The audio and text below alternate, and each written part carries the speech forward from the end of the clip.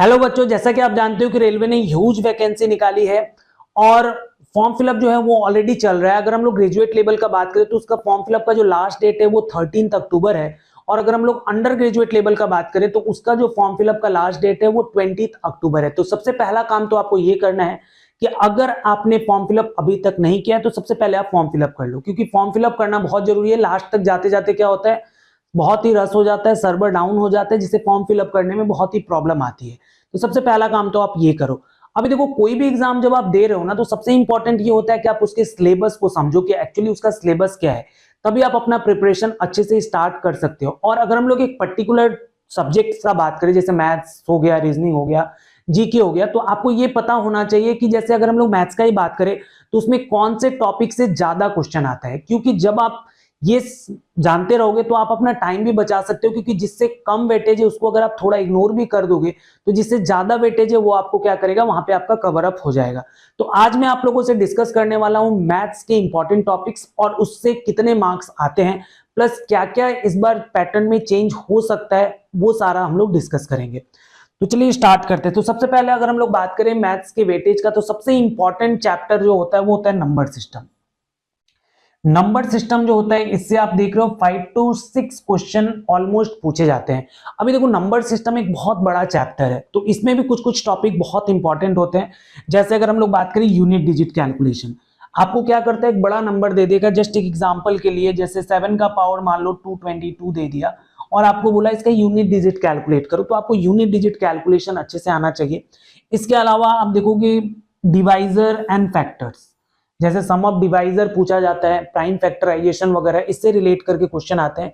Remainder theorem number system का सबसे important topics है, आपको रिमाइंडर फाइंड करना आना चाहिए। इस पे बेस्ड करके एग्जामिनर सिंपल से सिंपल और टफ से टफ क्वेश्चन बना सकता है। तो ये बहुत ही इंपॉर्टेंट टॉपिक है, प्लस थोड़ा डेसिमल्स और फ्रैक्शंस, इस पे बेस्ड करके क्वेश्चन आता है, तो ये आपको अच्छे से देखना है। इसमें मैं और एक चीज ऐड कर रहा हूं, LCM and HCF,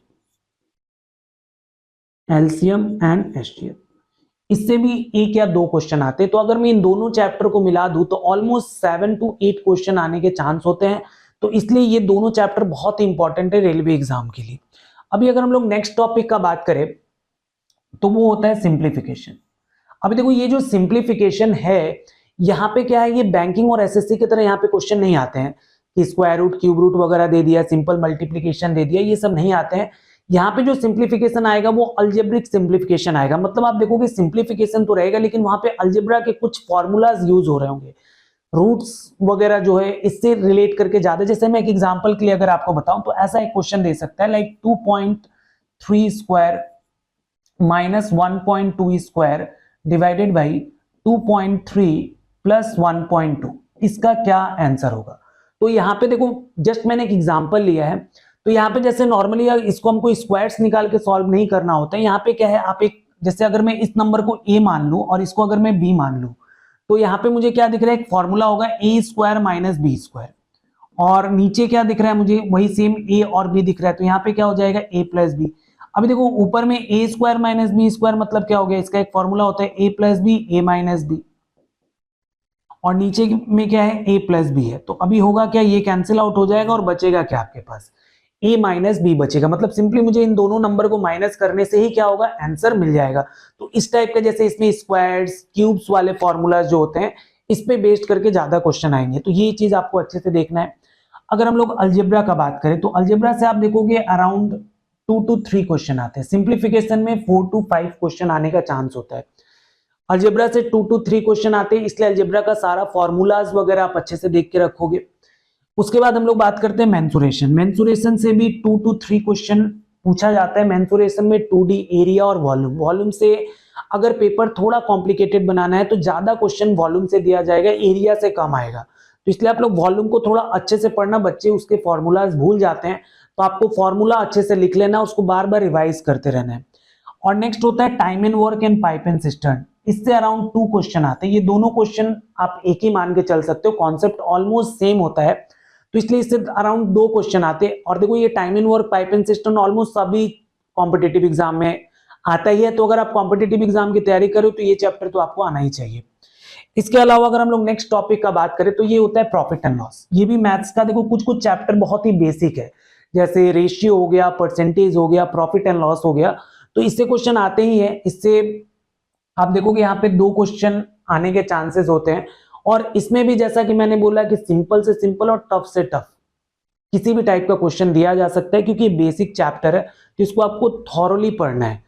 ratio and proportion, और इसमें देखो यहाँ पे 2 to 3 क्वेश्चन मैंने लिखा है। इसका रीजन ये है कि इसमें आप प्रॉब्लम ऑन एज का जो क्वेश्चन आता है, प्रॉब्लम ऑन एज, ये भी कहीं ना कहीं आप मान के चलो कि ये रेशियो का ही पार्ट होता है, तो इसलिए यहाँ पे इससे 2 या 3 क्वेश्चन आते हैं। इसमें आपको आना चाहिए कैसे ऑप्शन एलिमिनेट। मैक्सिमम जो एज का क्वेश्चन है जो रेलवेज एग्जाम में आते हैं, आप देखोगे ज्यादातर क्वेश्चन ऑप्शन से बन जाते हैं, तो वो कैसे करना है आपको आना चाहिए।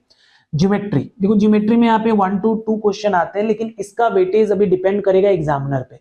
अगर पेपर को इजी करना है तो 1 क्वेश्चन या 2 क्वेश्चन आएंगे, लेकिन अगर पेपर थोड़ा कॉम्प्लिकेटेड बनाना है तो यहाँ पे ज्योमेट्री का पोर्शन थोड़ा ये लोग बढ़ा देते हैं। तो इसलिए आपको ज्योमेट्री में जो भी जितने प्रॉपर्टीज होते हैं वो आपको अच्छे से आना चाहिए। CISI, इससे अराउंड आप देखोगे 2 क्वेश्चन आता है, दोनों चैप्टर बहुत ही इंपॉर्टेंट होता है, इसको आप अच्छे से पढ़ लीजिएगा। इसके अलावा देखो एवरेज, एवरेज जो है इससे मैंने 0 to 1 क्वेश्चन कभी कभी नहीं भी पूछा जाता है, बेसिक है, बहुत ही इजी चैप्टर होता है, तो इसको आप अच्छे से पढ़ लीजिए। अब देखो यहाँ पे टाइम एंड डिस्टेंस में 1 यहाँ पे लिखा है 1 to आप 2 क्वेश्चन मान के चल सकते हो, क्योंकि देखो टाइम एंड डिस्टेंस में एक्चुअली ये एक चैप्टर नहीं है, यहाँ पे एक्चुअली 3 चैप्टर होता है। इसमें आप देखोगे प्रॉब्लम ऑन ट्रेन का भी क्वेश्चन पूछा जाता है, प्रॉब्लम ऑन ट्रेन, और problem on boat, problem on boat, ये दोनों जो है टाइम एंड डिस्टेंस का ही पार्ट होता है। तो तीनों से मिला के आप देखोगे, तीनों से बहुत बार क्या होता है, कभी कभी ऐसा होता है कि टाइम एंड डिस्टेंस से पूछ दिया, प्रॉब्लम ऑन ट्रेन से, प्रॉब्लम ऑन बोट, इस तरीके से। ट्रिग्नोमेट्री से अराउंड 2 क्वेश्चन आएंगे, बहुत सारे बच्चे इसको इग्नोर करते हैं, तो काइंडली आप इससे बेसिक क्वेश्चन भी बहुत बार पूछता है फॉर्मूला बेस्ड, तो आप इसको इग्नोर मत करो, आप इसके बेसिक्स को एटलीस्ट पढ़ के जाओ। हाइट एंड डिस्टेंस, ये ट्रिग्नोमेट्री का ही पार्ट है, इससे एक क्वेश्चन आता है। आप ये क्लास 10 से ही आपका पीछा करता आ रहा है, आप देखोगे क्लास 10 में भी ये क्वेश्चन आता था, और हर कॉम्पिटिटिव एग्जाम में इससे क्वेश्चन पूछे जाते हैं। बहुत ही, अगर आपको इसका प्रॉपर तरीका पता है, क्वेश्चन पढ़ के अगर आप डायग्राम बना पा रहे हो, तो आप देखोगे क्वेश्चन आप आराम से इसका बना सकते हो। अब देखो यहाँ पे इस पेज में जो टॉपिक लिखा हुआ है ये थोड़ा लेटेस्ट है, और इससे आजकल ज्यादा क्वेश्चन पूछा जा रहा है, क्योंकि बच्चे इग्नोर करते हैं, वही बात है। जैसे प्रोबेबिलिटी, इससे 1 या 2 क्वेश्चन पूछा जा सकता है, इसको बच्चे इग्नोर करते हैं। स्टैटिस्टिक जो है यहाँ से भी 1 या 2 क्वेश्चन आते हैं। स्टैटिस्टिक में आप देखोगे इसमें नॉर्मली मीन, मोड, मीडियन ये सब आता है, तो ये आपको सिंपल सा क्वेश्चन आएगा, अगर आपको पता है फॉर्मूलाज कैसे सॉल्व करना है तो आप आराम से कर पाओगे। अभी यहाँ पे इंपॉर्टेंट है DI, यहाँ पे देखो 0 to 1 क्वेश्चन है, लेकिन अभी जो रिसेंट ट्रेंड जैसा चल रहा है, अभी आप इस बार का SSC का भी अगर आप पेपर देखोगे तो वहां पे भी DI को अच्छे से यूटिलाइज करके पूछा जा रहा है, तो DI आने का चांस है।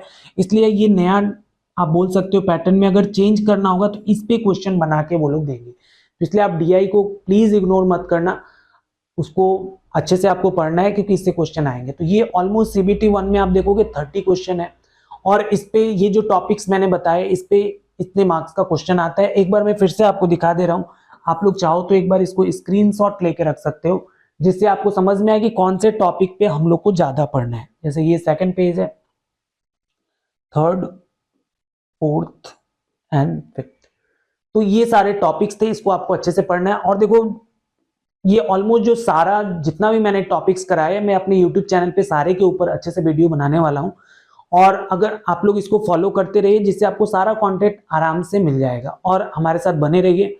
वीडियो अगर पसंद आ रहा है तो उसको लाइक करें, अपने दोस्तों के साथ शेयर करें, उनको भी पता चलेगा कि क्या मैथ्स के कौन से टॉपिक्स इंपॉर्टेंट होते हैं। फाइनली एक ही बात कहना चाहता हूँ, थैंक यू वेरी मच।